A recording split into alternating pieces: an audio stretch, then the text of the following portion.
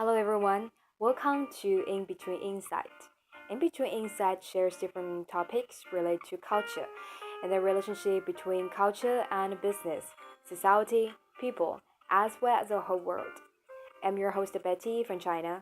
Now say hi to you in Shanghai. Last time we have talked about what role language plays in getting to know another culture, and I especially explained why one cannot speak a country's local language or speak a very poor local language will fail to understand the local culture from local people's perspective. Today I will explain why there are many cases language translators and interpreters are insufficient to support cross-cultural communication.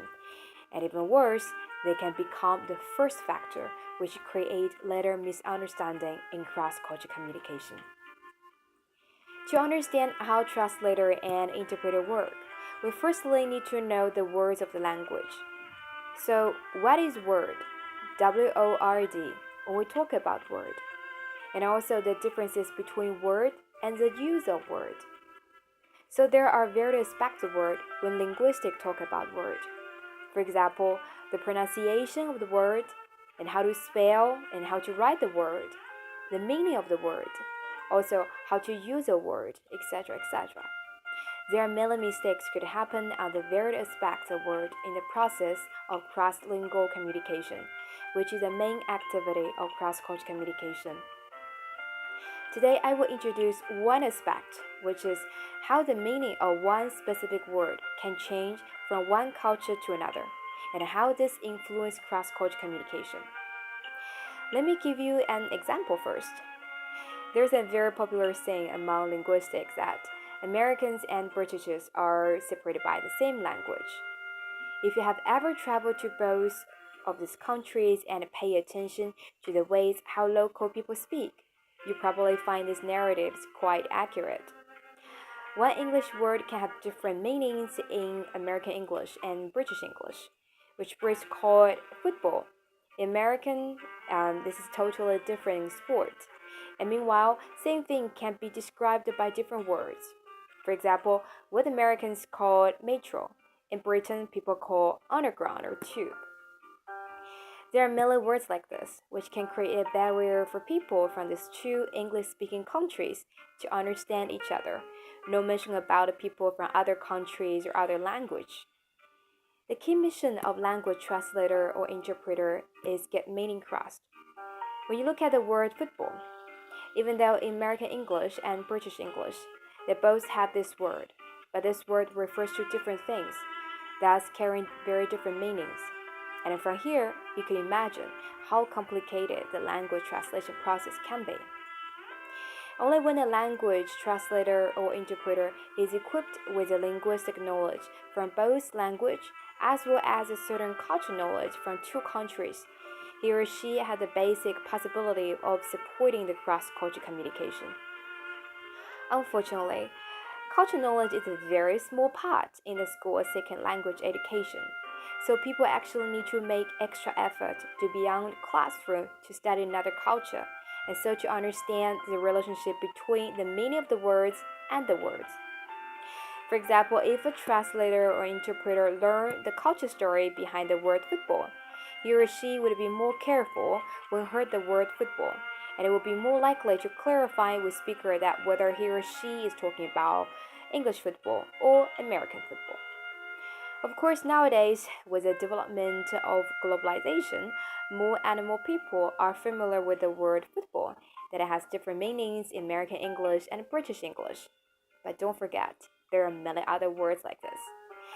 For people who only know one language or one culture, of course, it is impossible to find the different meanings carried by the same word in two different languages.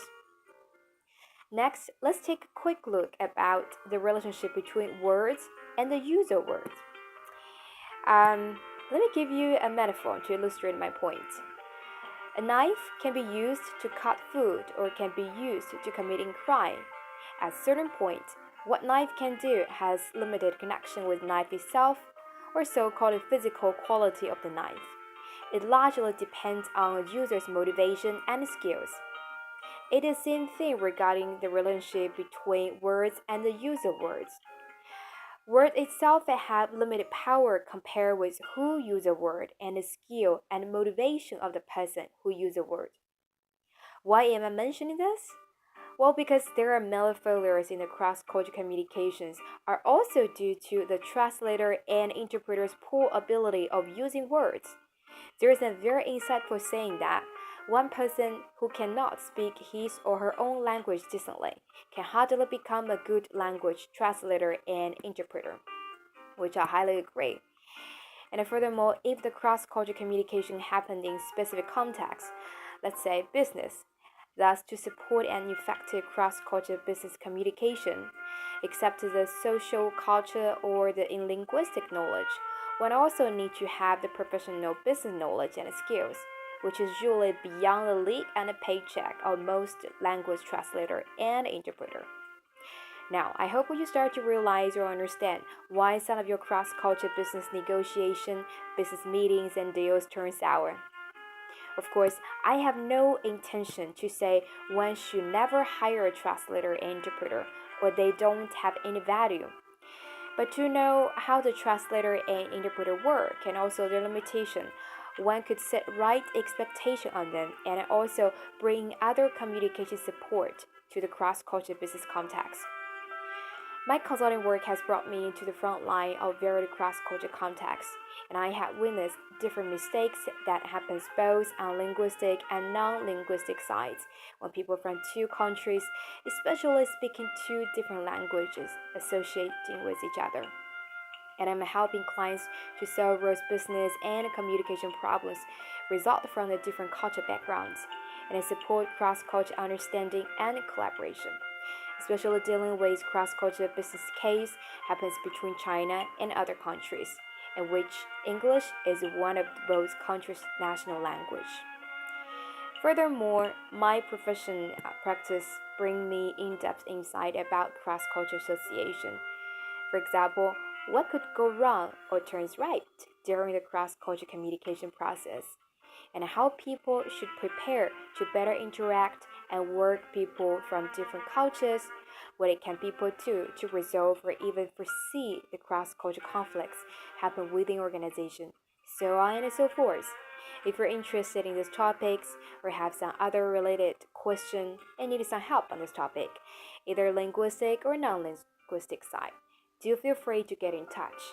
I'm looking forward to hearing from you soon. This is Betty. I believe simplicity is unlimited form of sophistication. And this is today's program. Stay tuned. I'll see you next time. Bye.